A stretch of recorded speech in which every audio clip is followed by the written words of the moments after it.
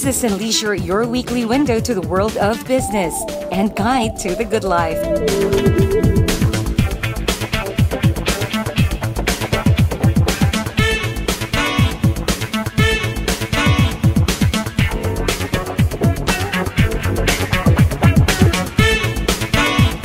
Hosted by Mr. Ray Butch Gamboa. Hello to everyone. Welcome to the perfect combination of business and the good life. This is Business and Leisure, your weekly business and lifestyle electronic magazine, where we shall bring you the week's significant business developments on BizWatch, while our weekly guide to the good life comes your way via our Leisure Report, hosted this week by our sunshine girl, Day Munsaya. And she's here right now to give you an idea of what we have in store this week. Day? Hi Butch, and thank you so much for having me once again here on Business and Leisure. Hi everyone, yes, I've quite a few things in store for you here on the lifestyle section of our show. As always, we start with the latest happenings in and out of the metro, and that is followed, of course, by our popular segment, Places, with a new food destination. And lastly is our regular treat for all the firearm enthusiasts out there, another busy edition of Business and Leisure. And we start right away with the hottest issues on business with none other than our main man, Mr. Ray Butch Gamboa. See you in a while, Butch. Thanks, Day. We'll see you right after I take care of business.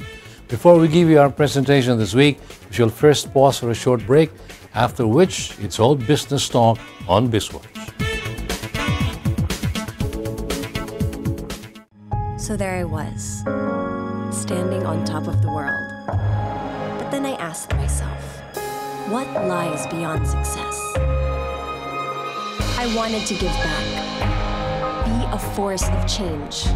I dream of a place where children can realize their potential, to live and love life, be kings and queens, and fight for their dreams.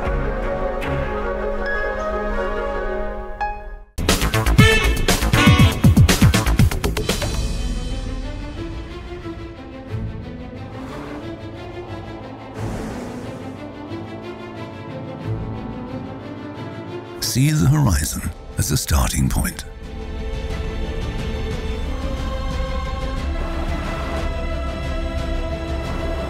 Use each obstacle to gain momentum.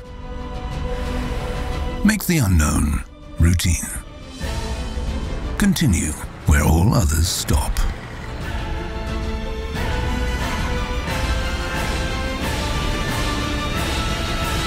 New Peugeot SUV range. Never have SUVs gone so far.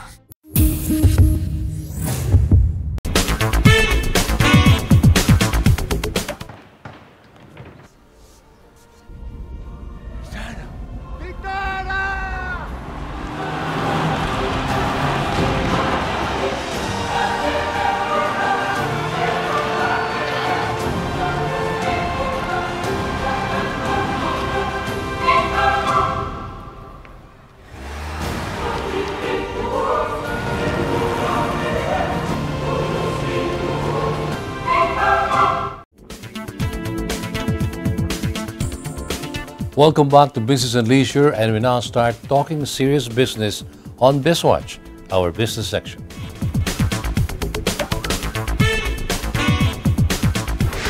For our lead issue this week, San Miguel Corporation's unsolicited proposal to build an international airport in Bulacan was just approved by President Rodrigo Duterte. The airport project is just one of the almost 1 trillion pesos worth of infrastructure projects approved by the President. Our business reporter Zara Hernandez has the story. The National Economic Development Authority Board, which is chaired by President Rodrigo Duterte, approved no less than 20 big-ticket infrastructure projects worth over 974.8 billion pesos. The biggest among these approved infrastructure projects is the airport proposal of the San Miguel Corporation. The proposed airport in Bulacan, which covers 1,168 hectares, is expected to decongest the Ninoy Aquino International Airport. The whole area, which will house the airport, is 2,500 hectares along Manila Bay in Bulacan, Bulacan. It will also house a city complex. More of the story from our business reporter. This is a 50-year airport project where 6 parallel runways will be built. The initial capacity of this airport is 100 million passengers, which is triple that of the NAIA. Although already approved by NEDA, the San Miguel proposal will still be subject to a Swiss challenge where other groups will be invited to make offers. Under the Swiss challenge, the original bidder, which is San Miguel Corporation, has the right to match any better proposal. Meantime, other infrastructure projects approved by NEDA are the 50 billion Subic-Clark Railway Project, the Clark International Airport Expansion Project, which costs 12.55 billion pesos. Also included among the approved projects are the Ambal-Simuay River and the Rio Grande de Mindanao River flood control projects that cost 39.22 billion pesos. The Pasig-Marikina River and Mangahan floodway bridges costing 27.36 billion pesos. And lastly, the Bridge Construction Acceleration Project for socio-economic development costing 27.37 billion pesos. The country's integrated disaster risk reduction and climate change programs will also get added measures in low-lying areas of Pampanga Bay, as well as our Rural Agro Enterprise Partnership.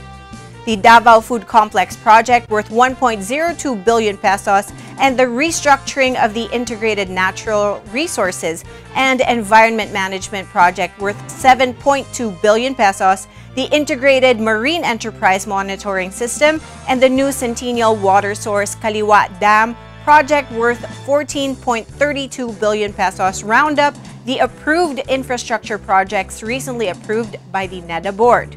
There are 8 other projects confirmed by NEDA through ad referendum which are connected to the official development assistance of the Arterial Bypass project. The growth corridors in the Mindanao Road sector, the Chico River Pump Irrigation, the new Bohol Airport construction, and the Samar Pacific Coastal Road and the Halaur River Multipurpose Project. The 180 billion Build program of the present administration is well underway. The Philippines will soon reap the benefits of our much improved infrastructure. Meanwhile, the Department of Energy is planning to purchase a marine vessel that they intend to use for scientific research to extract data on the petroleum potential of the Philippine Rise. The DOE hopes that President Duterte will approve this. Here's our BizWatch correspondent Andre Ko with the details. The Department of Energy has submitted a proposal to President Duterte to acquire a scientific exploration vessel using the Malampaya Fund. This was revealed by Energy Secretary Alfonso Cusi. Secretary Cusi also revealed that he wants to pursue the scientific exploration at the Philippine Rise because some prospective investors are eyeing the petroleum blocks in the Philippine Rise. At the moment, the DOE is still hunting for prospective suppliers pending the President's approval. A marine research vessel may cost as much as $130 million. Should the DOE get President Duterte's go signal, the DOE will still have to seek Congress approval. This is because the Supreme Court has ruled that the use of the Malampaya Fund needs the permission of the legislative branch. More details from our BizWatch correspondent. The DOE has indicated that several investor groups have shown interest on the potential of the Philippine Rise as a source of either oil or gas resource, although no serious tender has been received yet. This is also because the Department of Energy cannot offer validated data on the Philippine Rise to interested parties.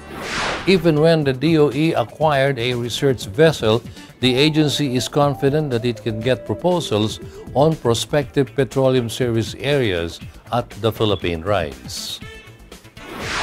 At this point, we will have to take a short break, and when we return, we'll have more business developments and BizWatch. So keep it here on Business and Leisure.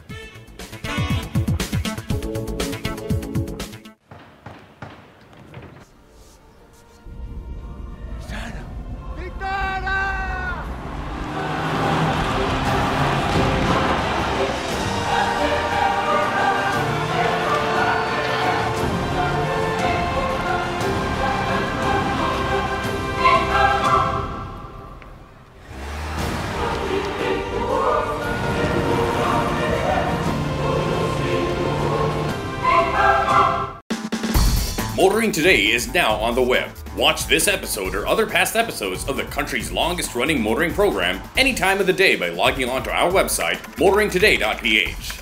Motoring Today is now online, just a click away.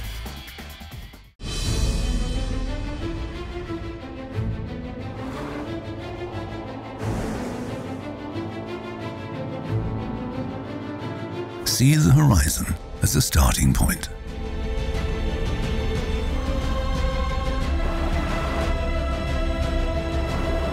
Use each obstacle to gain momentum. Make the unknown routine. Continue where all others stop.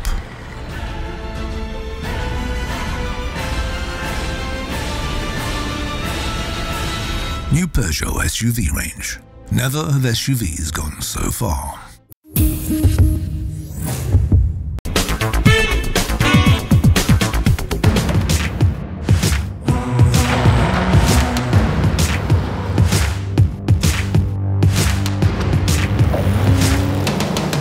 The power of Strada.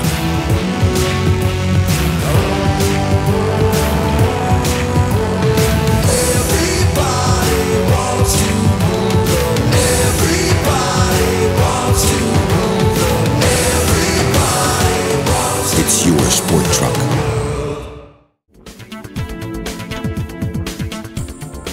Welcome back, and you're still on Business and Leisure's BizWatch, our business section. The Philippine coffee industry is finally getting a big boost from the government as the Department of Trade and Industry and the Department of Agriculture are set to work hand in hand for its development. Both agencies are aiming to keep the Philippine coffee industry at par with Brazil, Colombia, Vietnam, the Honduras, and Indonesia. Zara Hernandez has the story. The Philippines aims to be one of the top producers of top-grade coffee. With the Philippine Coffee Industry Roadmap 2017 to 2022 now signed by President Duterte, we can now boost our domestic coffee output in the next 5 years. With the roadmap, the Philippines will have a coffee industry that is cost-competitive, reliable, and environment-friendly.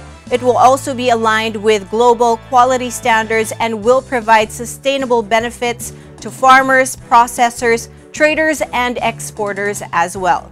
Not to be missed is the fact that a much improved coffee industry will help alleviate poverty and help us attain food security.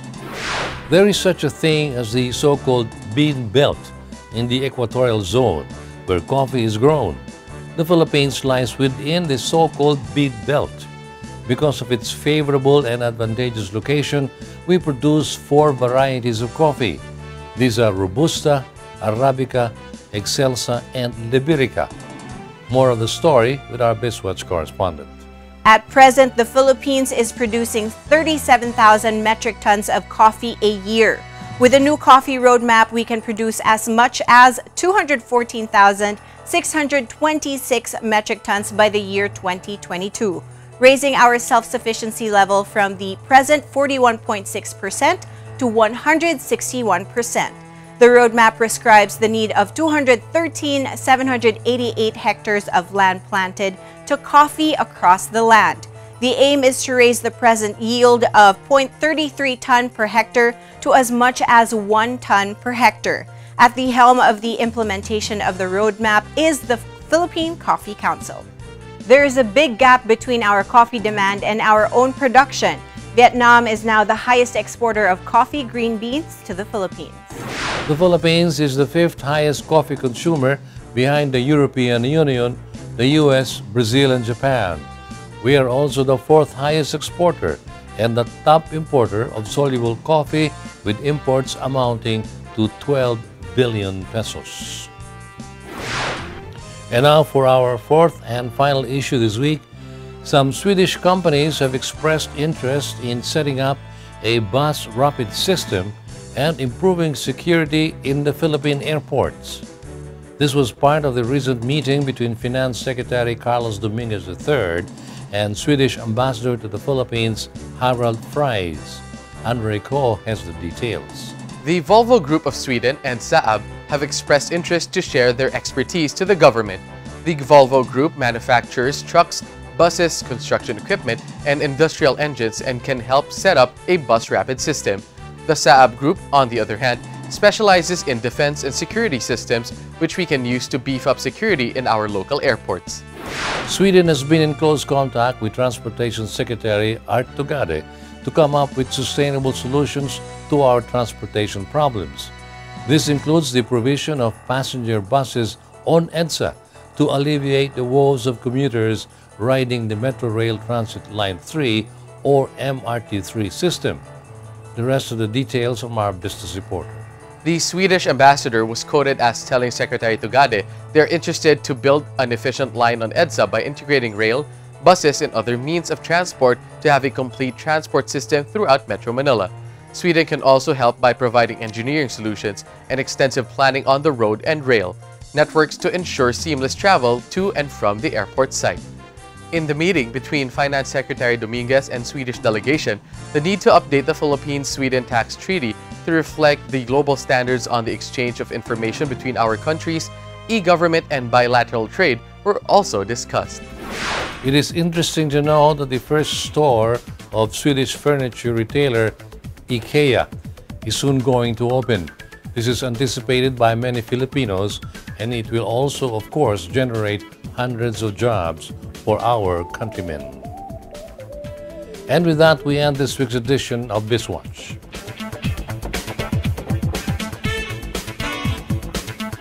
We'll pause for another break, and when we come back, we'll have the Proud Pinoy Entrepreneurs segment of Business and Leisure. Please stay with us.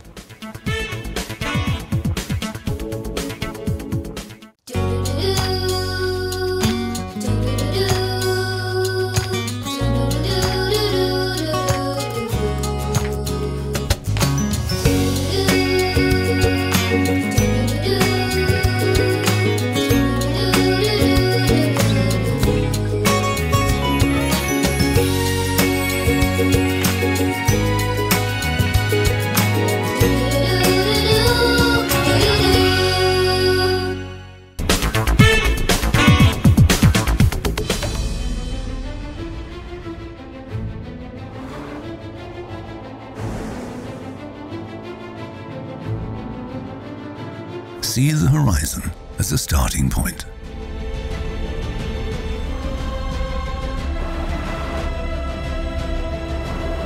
Use each obstacle to gain momentum. Make the unknown routine. Continue where all others stop.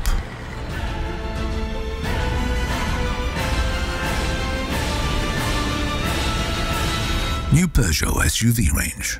Never have SUVs gone so far.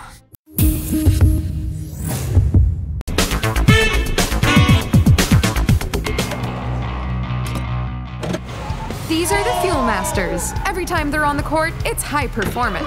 Every time I'm on the road, I can also expect high performance from Phoenix Fuels.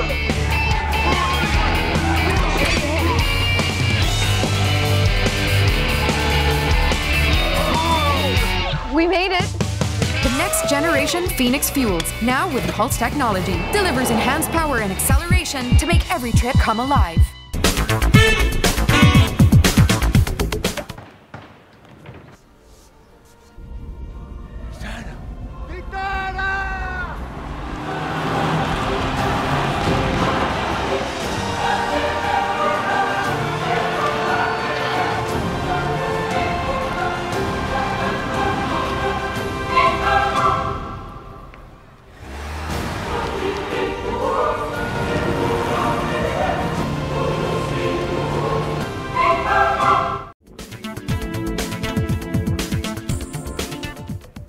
Continuing with Business and Leisure, you're still on BNL's Business section. And what we have next is our Proud Pinoy Entrepreneurs segment. Our Proud Pinoy this week is a lady who has made a name in fashion. She has carved a name in this glamorous world, not only here, but in foreign shores as well.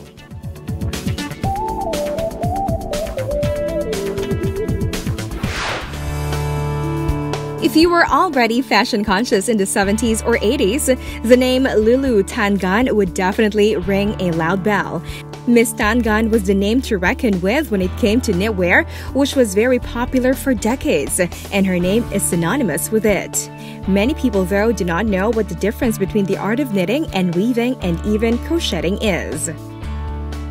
Most of the designers today or brands today that are doing the hand-woven fashion, because they start from scratch working with a loomer.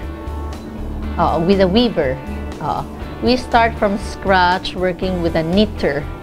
Okay. And you can start from scratch working with a crocheter.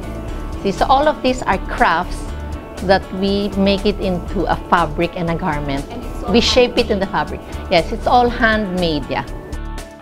Miss Tangan finished her course in fine arts at the University of Santo Tomas because back then, universities did not yet offer full courses in fashion. She believes that her background in arts laid a foundation for her to indulge in her passion for designing. That I wanted to be a fashion designer, and I think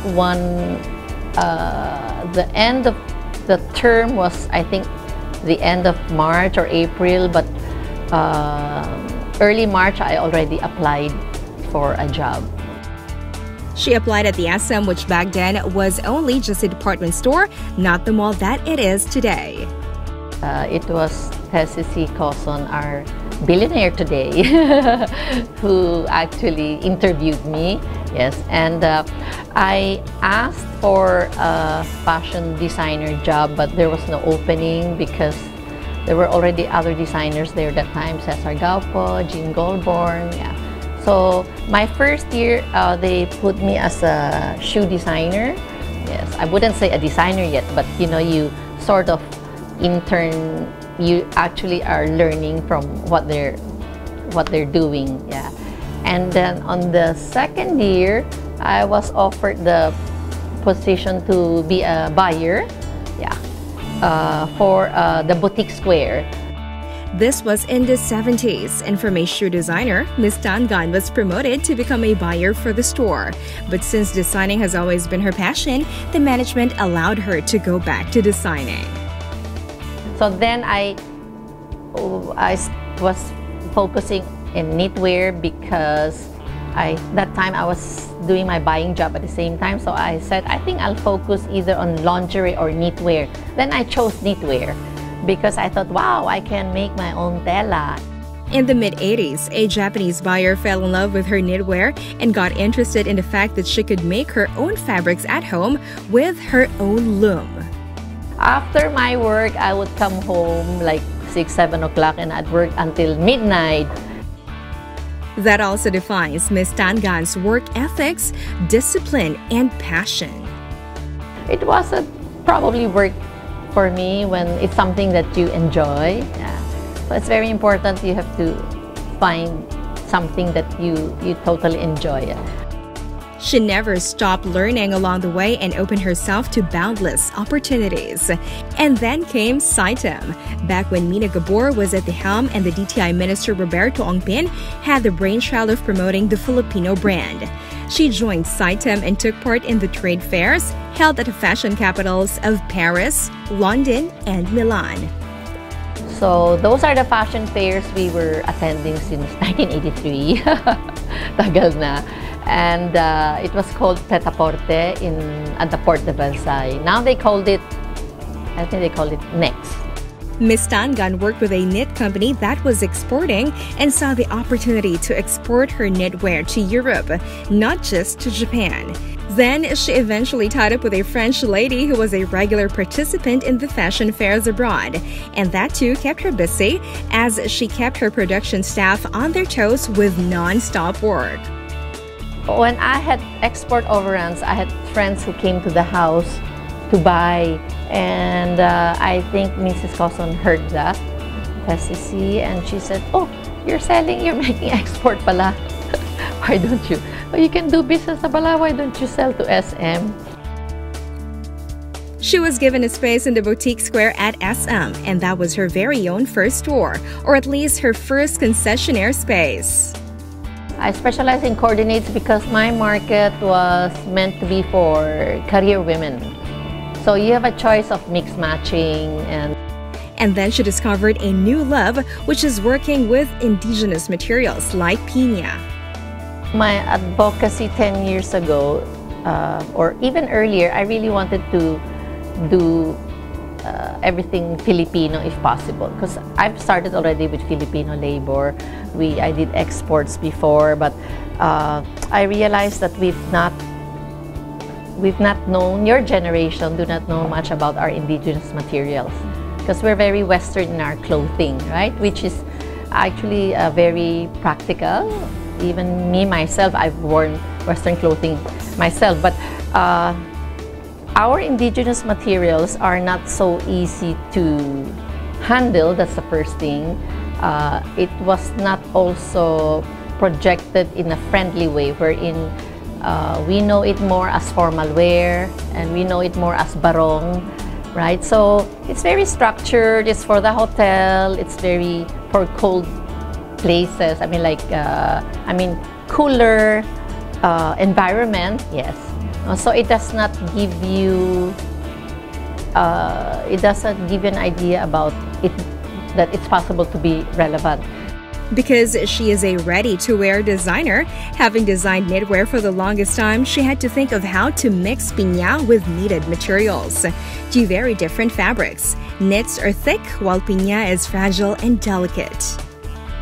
And piña is like in its natural color, which I was doing a lot of colorful items before, but I had to tone down into neutrals because I needed to put hindi ko naman pwedeng iwanan ng knitwear after 20-30 years, di ba? Oo. Yeah, so it's like, how do I amalgate it? Amalgate meaning put it together. And I thought the best is really to keep the knitwear as an innerwear, like what I'm wearing. Yes, and then it makes piña more relevant, more easy to wear also, and more acceptable.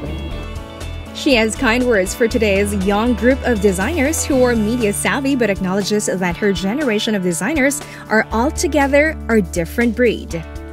We spend a lot of time in our studio illustrating, working on the materials. Until today, like, I can consider myself a costurera. I'm the one cutting the piñas. It's hard to cut piña, and it's hard to find someone who's very who has the eyesight and the patience to find the hibla of the piña, because it unravels easily. Yes, so you have to be very careful when you are cutting. Yeah, my generation of designers spend a lot in our atelier. There is a generation wherein they spend a lot on their makers, which is just cutting. But I would say this coming young generation, because there's already a difference in terms of finding makers.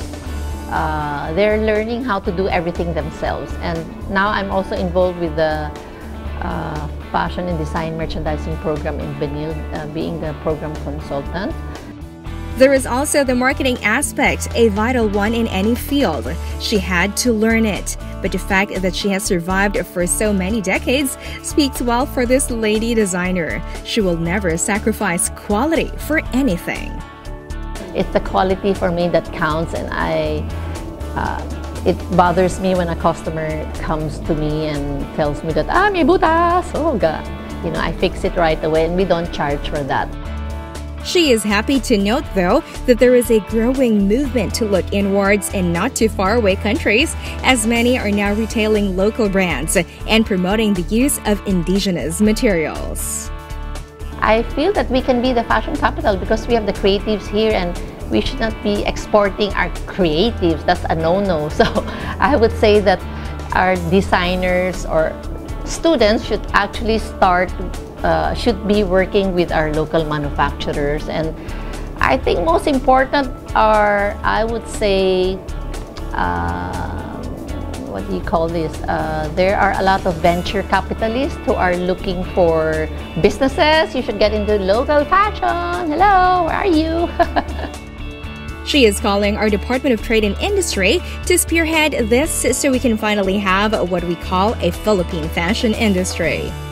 On a more personal note, she ended this interview with her recollection of going around the streets of Escolta and Rizal Avenue as a young girl. She is definitely a Manila girl, born and bred here, and intends to keep it that way. BNL got a close look at her collection in her atelier. This is piña, but I make it relevant. This is a little bit inspiration of barong, but I don't make it so traditional. You know, I put circles but these patterns are a little. I got inspired by the Inabel weave. You know, the Ilocano blanket. Yeah. So I translated into beadwork. So that's how I get ideas. Yeah. As you check out her masterpieces, it is evident that Miss Lulu Tangan is not about to drop her love for traditional Filipino clothes. I'm just thankful to everyone who I would say promotes Filipino. Yeah. It's really loving your own. That's important. Yeah. That was Ms. Lulu Tangan, our featured personality this week on Proud Pinoy.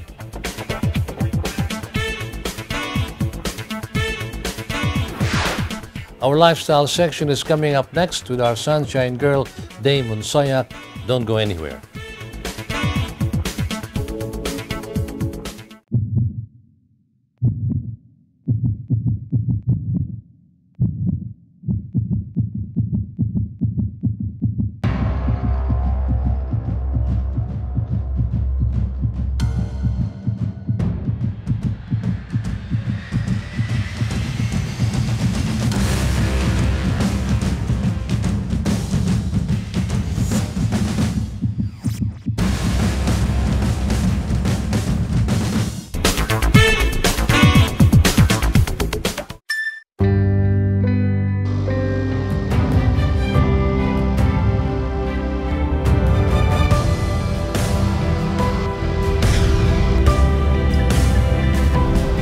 Rediscover an extraordinary world as it unfolds before your eyes with the all-new 7-seater diesel CR-V.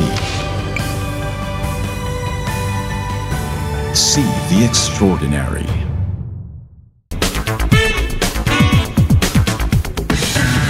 Think you're tough? Do you dare to go off-road or off-key? Do you use your great power with great control? With the new Isuzu D-Max, you're tough enough to be unstoppable. And you're tough enough to be right back. Isuzu D-Max, tough enough for anything. Calling all automobile enthusiasts. Autofocus.com.ph is exclusive to the automobile, where you'll find reviews on the latest brand new car models, together with their head-to-head comparisons. It has the detailed specs of car models available in the country and their latest SRPs and special promos, together with the latest auto industry news and developments like car launches and test drives. Autofocus.com.ph is all about automobiles. Click on.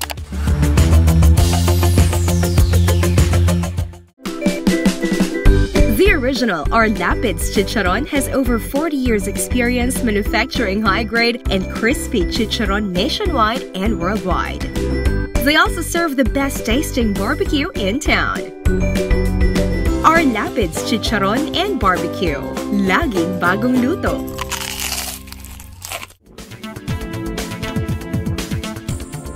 You're still with us here on Business and Leisure, and now we go right on to the lifestyle section as I turn you over to our co-host this week, Sunshine Girl, Dame Monsoya, for our leisure report. Go ahead, Day. Thank you again, Butch, for keeping us updated with the latest in business. Hi again, everyone. Hope you're still with me, Day, because it is now time for me to take the spotlight for the lifestyle section of Business and Leisure. We start with the latest happenings in and out of the metro.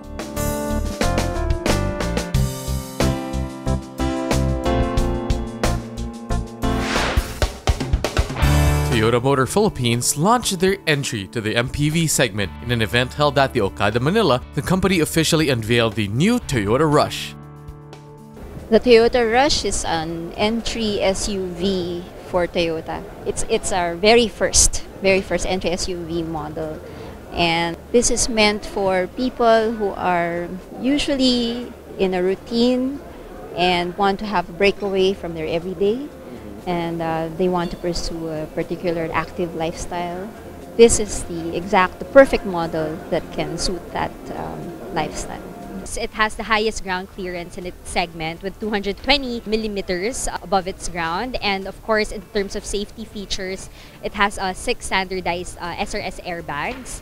And one of the things I like about it, especially on inclines, it has hill assist control, and of course when you're parking, for someone like me who can't see it kaagad, it has a back sonar and camera, so it's much easier to park and definitely see the ones that are behind you when you're on reverse. This is our new entry SUV models. I believe that this model has a very good, exciting appearance, design, and also the utilities for the customers. So this is very convenient vehicles for the customers. Then also affordable price we can provide. So all the customers who already get used too much about the ordinary models like a sedan, so can be shifted to this model as a first SUV buyers. We believe this is a very attractive models for the customer to have more sports SUV looking models and more utility or convenience. We believe we can attract all of such customers. Please come to our showroom.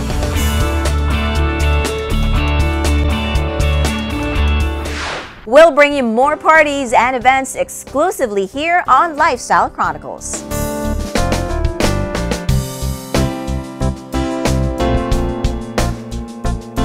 We are still in the summer season, and we continue to bring you more places and dining destinations for you to check out in this hot weather. Let us see what we have discovered this week. Watch this.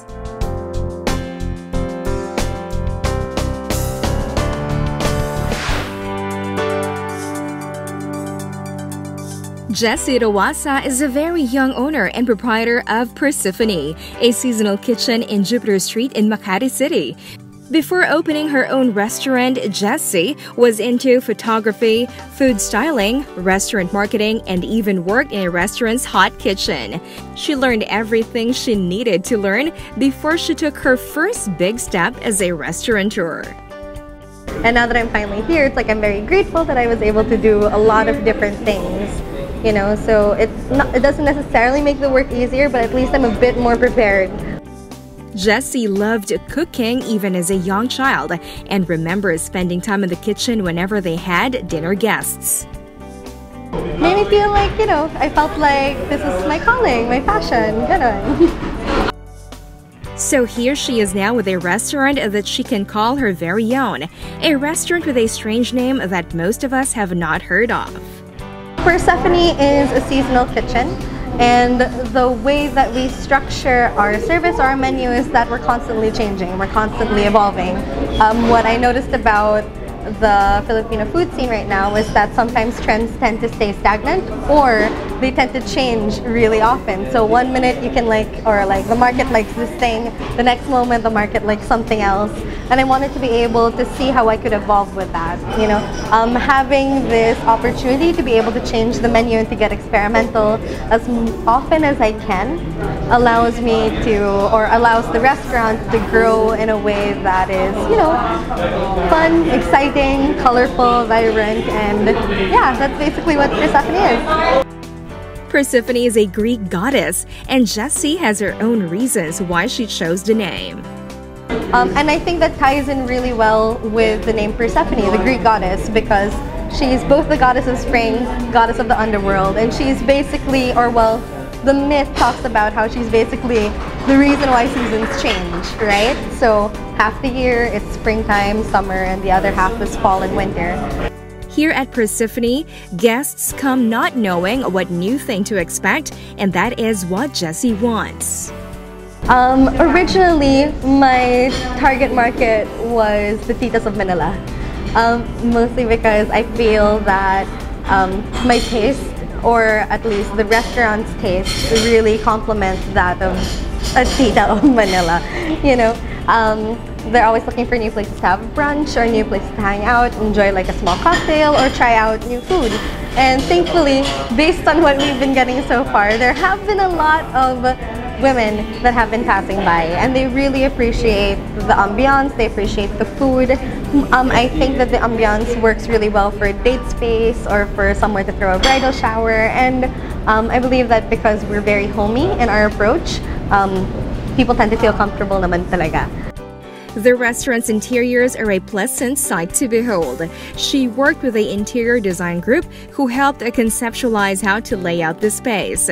One whole wall is covered with pretty flowers that fit well the name Persephone, who is the goddess of spring. The flowers bring a breath of freshness indoors, a feminine touch that can appeal to anyone. The place can seat 30 to 35 people, but on many occasions that they had to close the restaurant for special occasions like bridal showers and birthdays, up to 60 can comfortably fit in. Persephone has been around for only half a year, but the response of the Makati crowd and beyond is very inspiring to Jessie. One of the best things that I've gotten as an owner is basically how people respond to the food that we serve. And you know, it's not the typical type of food naman talaga kasi, like it's plated pretty.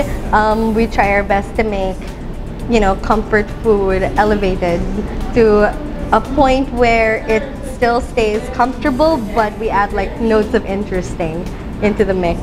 And a lot of people have been pleasantly surprised by the results, you know. So we tried a few things, especially with Filipino food. How can we elevate Filipino food?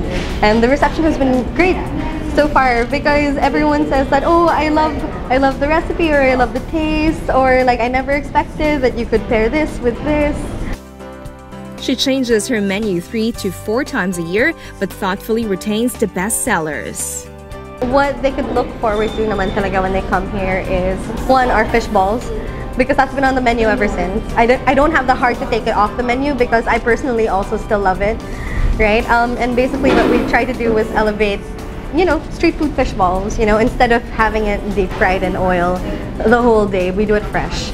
And yeah, we use seafood, we use mixed herbs, we add in like a little bit of vinegar, you know, like the usual, but then we try to elevate the taste so it's cleaner. Other things that they could look out for, our chicken pesto is actually really good too, because what we do with it, instead of making it, you know, just pesto sauce slathered all over the chicken, we mix it in with the rice. And the rice is a mixture of cauliflower and just regular rice. So everything blends in together, especially because we add mango salsa on top. And right now we're also working on a few new desserts. We're trying to get a little bit more experimental with that. And so what we have right now is like a tamarind leche flan. So with the caramel, we infuse sampalok into the mix, just so it has that sort of interesting tang to it. And then we add peaches because for some strange reason it works. Sampalok and peaches, who would have thought, no? Jessie laid out a table with some of her best sellers. Here she talks about them briefly.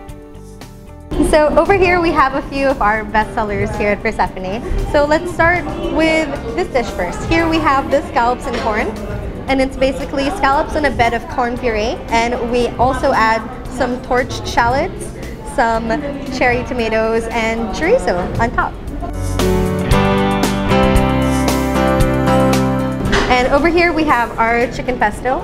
So it's on a bed of cauliflower, 1/2 cauliflower, 1/2 normal rice, infused with basil pesto.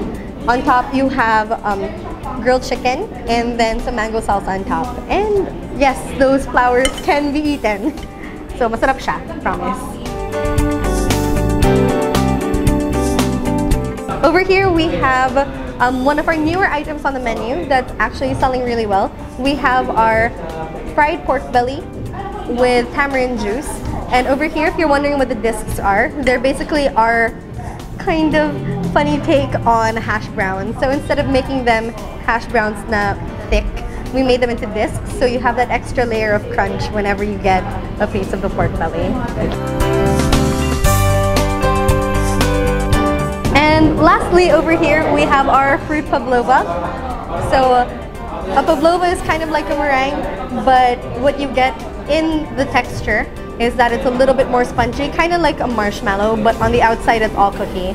So we have it here with whipped cream, a mix of mango, kiwi, and strawberries, a little bit of almonds on top, some dill, but on the inside we have a balsamic reduction which helps all of the flavors come together.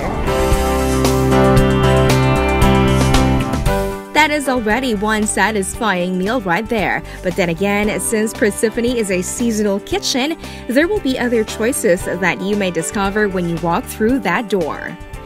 For Persephone mismo, I hope that it comes to a point where we're able to craft a menu or craft a good amount of dishes for us to be able to share also with everyone else. Because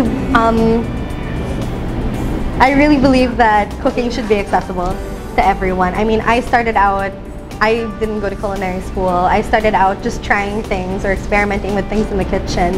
And a lot of people just are strangely intimidated by the kitchen, right? But I don't know, possibly, but it's super in the distant future. Like maybe a recipe book, but then that's just me. Maybe a blog. But yeah, hopefully we'll be able to impart a kind of experience to our customers where they're a bit more game to try new things, where they even possibly even want to try it out at home. Jessie believes that good food should be shared, and that includes culinary know-how as well. Hi, I'm Jessie, and I'd like to invite everyone to come to Persephone. We're located at 120 Jupiter Street in Makati, and our operating hours are from Tuesdays to Sundays, 9 a.m. to 11 p.m. You can contact us via our Facebook page or our Instagram page for reservations or inquiries.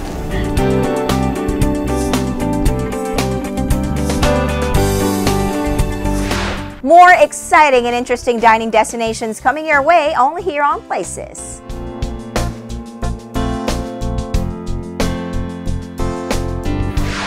Our segment dedicated to all the fire enthusiasts is coming up next right after this short break. Stay stuck.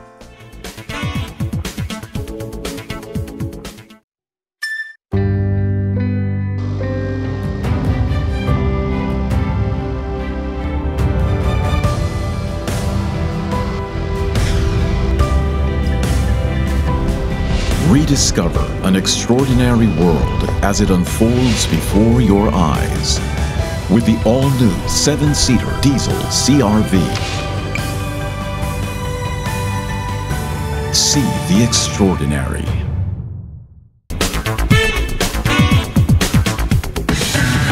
Think you're tough? Do you dare to go off-road or off-key? Do you use your great power with great control? With the new Isuzu D-Max, you're tough enough to be unstoppable. And you're tough enough to be right back. Isuzu D-Max, tough enough for anything.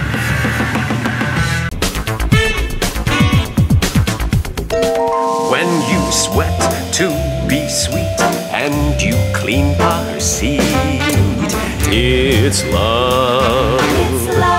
When you try to look cool but you look like a fool, it's love. It's love. It's love. Show your love with the new features of the all-new Innova. Love the journey.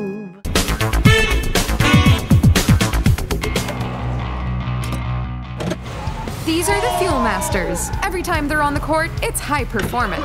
Every time I'm on the road, I can also expect high performance from Phoenix Fuels.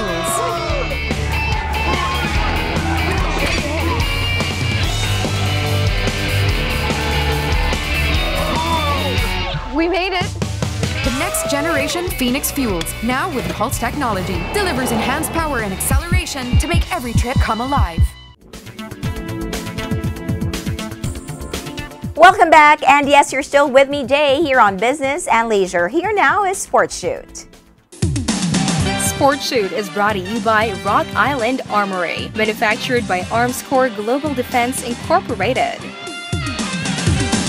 Sports Shoot is brought to you by Rock Island Armory, manufactured by Armscor Global Defense Incorporated.